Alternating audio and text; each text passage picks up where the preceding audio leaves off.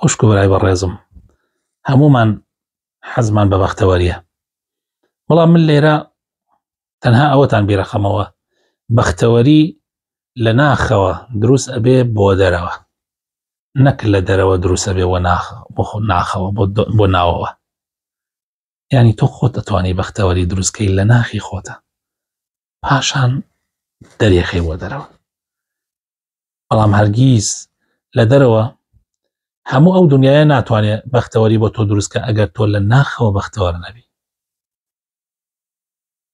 بەختەوەری حەقیقی، بەختەوەری ڕاستەقینە ئەوەیە تۆ بەینی خۆت لەگەڵ خوایە خۆشکەی، بەینی خۆت لەگەڵ ئەڵڵایە خۆشکەی، پاشان بەینی خۆت لەگەڵ خۆتی خۆتە. حەقیقەت و ڕاستەقینەی خۆت بزانی تۆ چی ئەتەوێت چی بکەی، بۆ هاتوویتە ئەم دنیا، خوا بۆ تۆی خەڵق کردووە، وەزیفەت لەم ژیانە چییە؟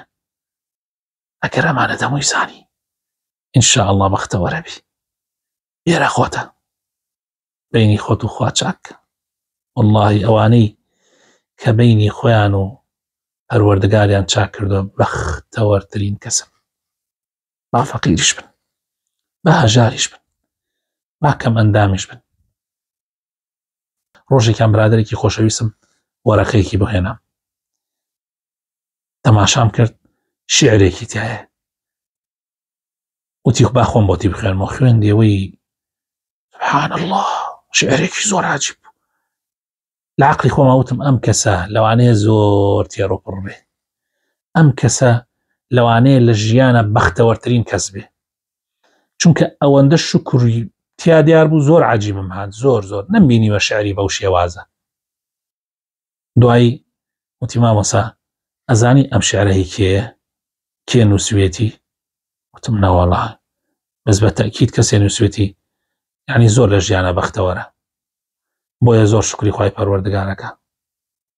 وتی هی کەسێکە یعنی تینتی شتێکی پیا تەقی بوو، تەقینەوەیەکی پیا تەقی بوو، هەردوو چاوی کوێر کردەوە، هەردوو دەست و هەردوو پێشی لە دەستدا بوو، بڕیانەوە. وتی سا ئەو کەسە هەردوو چاوی نییە، نابینایە، و هەردوو دەستی و هەردوو قاچشی بڕاوەتەوە. یا سبحان الله، یا سبحان الله، ئەوەیە ئەم شیعرەی نووسێتی؟ بەڵێ. لەو کاتە وتم وەڵڵاهی بەختەوەری ئەوە نییە لاشت هەمووی ساغ بێ و سەیارەی ئاخر مۆدێلاتت هەبێ و خانووی واوات هەبێ و لە وڵاتێکی واوا بژێ و موچە و معاشت واوا بێ و چی و چی و چی و چی و چی. ڕاستە ئەمانە لەوانەیە بۆ کەسێکی کە ناخی چاک بێ، ناخی باش بێ، لە ناخەوە بەختەوەر بێ، ئەمانەشی هەبێ لەوانەیە بەختەوەری. بەڵام ئەوانە هۆکاری بەختەوەری نین، بەڵکو هۆکارەکە ناخەکەیە. ئەگەر کەسێ ناخی بەختەوەر بێ ئەوانەشی نەبێ هەر بەختەوەرە. جا ئەگەر بە دوای بەختەوەریە ئەگەڕێی خوشک و برای بەڕێزم، دڵنیا بە بەختەوەری لە ناخەوە دروست ئەبێ، نەک لە دەرەوە دروست ببێ و بێ بۆ ناخ.